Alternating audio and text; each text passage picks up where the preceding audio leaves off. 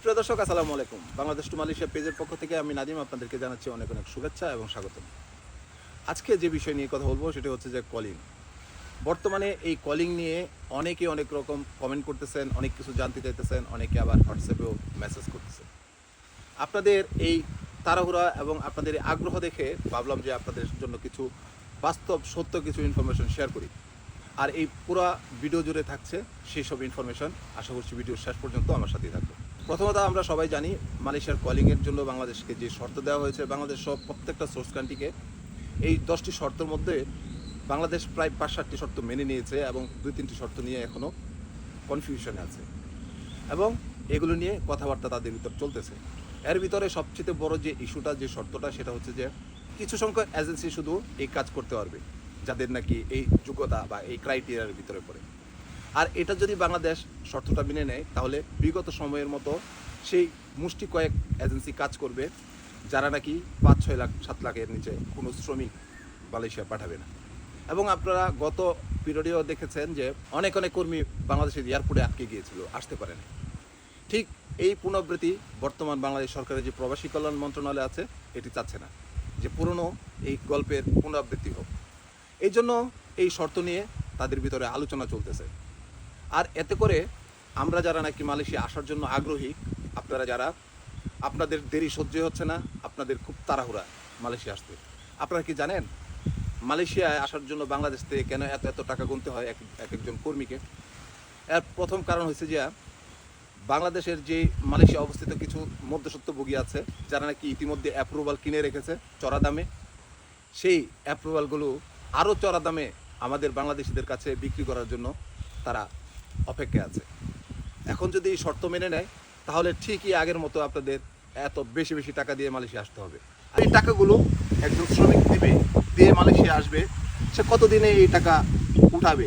হয়তো বা এত টাকা কারো পক্ষে ক্যাশ নাই বা সম্ভব না। তারা হয়তো লগ্নি করে, কোনো সমিতি বা ব্যাংকের থেকে লোন নেয় অথবা আওলাদ করে, ঋণের জালে জড়িয়ে যায়। তারপর প্রবাসে এসে মন দিয়ে কাজ করতে পারে না, টাকার টেনশন, এই মানুষের ঋণ দিবে কবে? একটা সময় দেখা যায় যে অনেক শ্রমিক করে, অনেক ফ্যামিলির টেনশনে অনেক প্রবাসী বিদেশে স্ট্রোক করে মারা যায়, মানে অনেক সমস্যা ফেস করতে হয়। আর এই জিনিসটাই আপনারা বুঝতেছেন না। অনেকে সোশ্যাল মিডিয়াতে মন গড়া মতে অনেক আবেগী পোস্ট করে, আসলে এর গোড়ায় কি আছে, এর গভীরে কি আছে এটা অনেকে জানে না। আপনারা কি চান বিগত সময়ের মতো অনেক টাকা ব্যয় করে মালয়েশিয়া আসতে? যদি না চান, আর যদি চান যে যারা নাকি ইতিমধ্যে অ্যাপ্রুভাল কিনে রেখেছে বেশি দামে বিক্রি করার জন্য তারা একটা শিক্ষা পাক, যদি তাই চান তাহলে অপেক্ষা করেন। আপনারা হয়তোবা ভাবতেছেন যে হয়তোবা এবারের কলিংয়ে মালয়েশিয়া যদি বাংলাদেশ থেকে শ্রমিক না যায়, সেকেন্ড বৃহৎ যে শ্রমবাজার মালয়েশিয়া, এটা হারাতে যাচ্ছে বাংলাদেশ। আসলে না, আমরা আসলে এটা ভাবছি কিন্তু আসলে এটা না। বিগত সময়ে বাংলাদেশের যে প্রবাসী কল্যাণ মন্ত্রণালয় ছিল তারা যে একটা এমওইউ করেছিল মালয়েশিয়ার সাথে, সেই মেয়াদ এখনও শেষ হয়নি। এটা মেয়াদ উত্তীর্ণ হতে ডিসেম্বর মাস পর্যন্ত, এই বছরের ডিসেম্বর মাস পর্যন্ত অপেক্ষা করতে হবে।